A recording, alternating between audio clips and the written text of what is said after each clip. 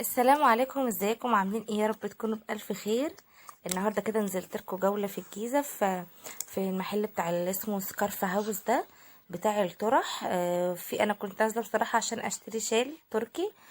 صراحة كنت نازله عشان اشتري المصري، فلقيت التركي ده عجبني جدا جدا جدا وسعره حلو قوي.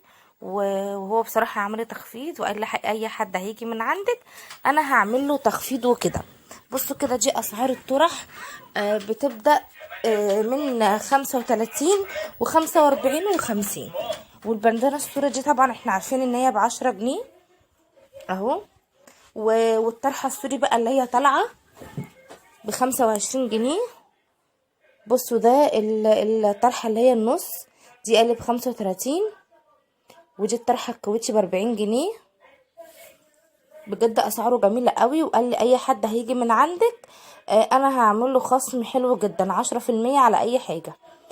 بصوا بقى كده الطرح دي الليزر دي قال لي اي طرحه فيهم ب50 جنيه. ودي بقى الاسكارفات دي قال لي بقى دي شغل طباعه دي ب50 جنيه برضو. قال لي لمتابعينك ب50 جنيه. وقال لي ده هنا هو الشرب الفلاحي بس. فبصوا بقى هنا اي طرحه من دول كده قال لي ب50 جنيه، هي بصراحه ب65. بس قال لي انا هعملها لكل المتابعين عندك ب50 جنيه.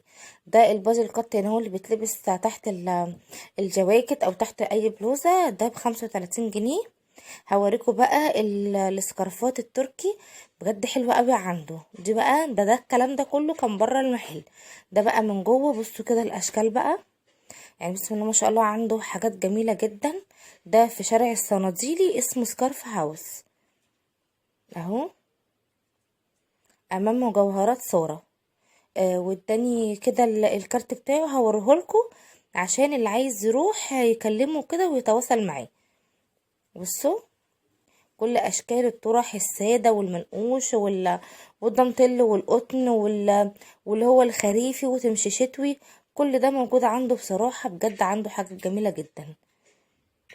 انا اشتريت، بس انا كنت نازله عنده علشان اشتري الشال التركي. بصراحه كان نفسي، انا بصراحه كنت نازله علشان هشتري الشال المصري.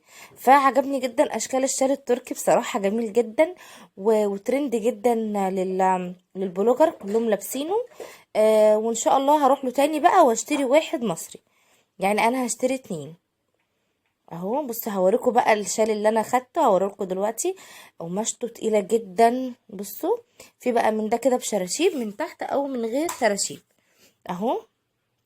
بصوا ده برضو كان عاجبني، بس انا اشتريت واحد يليق عندي على اللبس كله. بصوا انا عاجبني الابيض في الاسود ده، حلو برضو. ده ب65 جنيه اداني الشال التركي. اما الشال المصري عنده عامل عرض عليه ب50 جنيه. ده الشال المصري اللي هو اللي بره ده الكرهات. اما التاني ده التركي كان بدل 75 ب65 ليا ولمتابعيني. وده اللي هو القميص اللي هو النص، وده القميص اللي فوق. ده اللي هو النص والسكارف وكده. بجد حلو قوي اهو. قال لي برضو نازل لي شغل تاني حلو، بقي تعالي برضو شرفينا وشوفيه. بصوا اهو ده الشال اللي انا جبته. انا بوريكم هنا ان هو مكتوب عليه ميد ان تركي، مش عارفه بقى يبقى باين اهو. بصوا رابع سطر فوق ميد ان تركي، مكتوب عليه ميد ان تركي اهو، باينه فوق رابع سطر فوق. حلو قوي، ما تغسلوش في الغساله لو جبتيه. على فكره اي فاشن بلوجر بتقولك